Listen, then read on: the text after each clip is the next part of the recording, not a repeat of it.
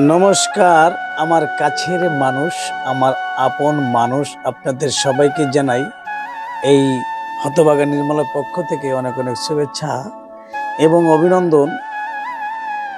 আপনাদের কাছে আমার একটা বিশেষ অনুরোধ, যদি এতটুকু ভালো লেগে থাকে আমাকে, এই ভিডিওটা টানবেন না ভাই, এই ভিডিওটা কিন্তু সম্পূর্ণ দেখবেন। আজকে আমি যে আপনাদের সম্মুখে কি দিয়ে স্টার্ট করব, কোন কথা বলে স্টার্ট করব, আমি সে ভাষাটাই খুঁজে পাচ্ছি না। আমার পাশে আপনারা দেখতে পাচ্ছেন যাকে, আচ্ছা আপনার নাম বলেন। নিরোদ বৈরাগী। নিরোদ বৈরাগী। আপনার ছেলে মেয়ে কতজন? আছে দুইজন। এখন মেয়ে কয়জন? একটা মাই আছে। বিয়ে হয়ে গেছে? বিয়ে হয়ে গেছে। ছেলে কয়জন? একটা ছেলে। এই ভদ্রলোকের একটা মেয়ে বিবাহ হয়ে গেছে, একটা ছেলে বিবাহ হয়ে গেছে।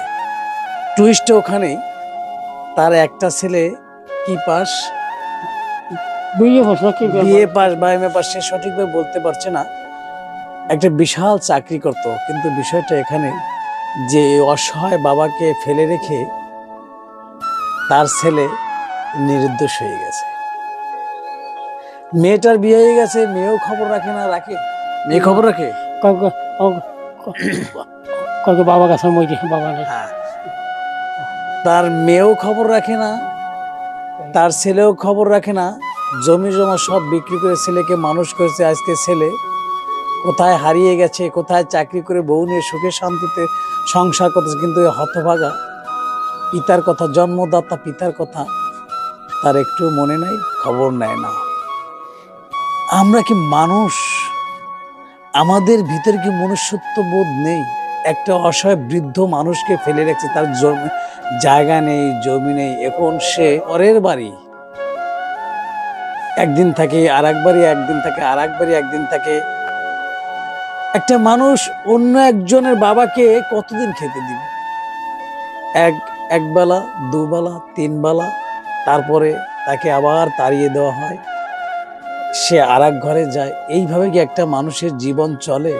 সম্মানিত দর্শক শ্রোতা, এই নিরোদ বাবুর বাড়ি হচ্ছে গোপালগঞ্জ জেলা মুকসিদপুর উপজেলার নয়াকান্দি গ্রাম, ব্র্যাকেটের চকশিন।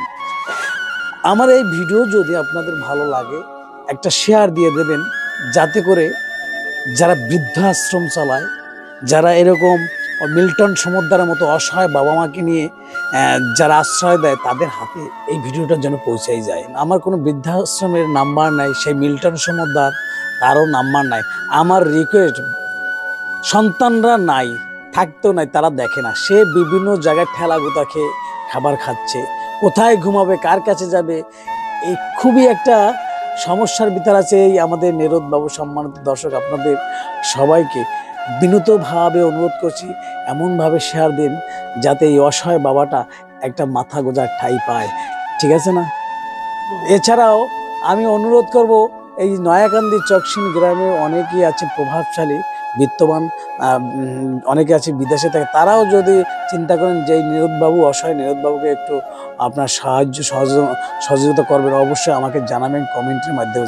আপনাদের সাহায্য আমি একদম সরাসরি তার হাতে পৌঁছে দেওয়ার চেষ্টা করব। আচ্ছা নিরোদবাবু, আপনি মানুষের কাছে কিছু বলতে চাচ্ছেন? কি বলবো, আমার কেউ নাই জগতে, কি সবাই মেয়ে কেউ দেখে না।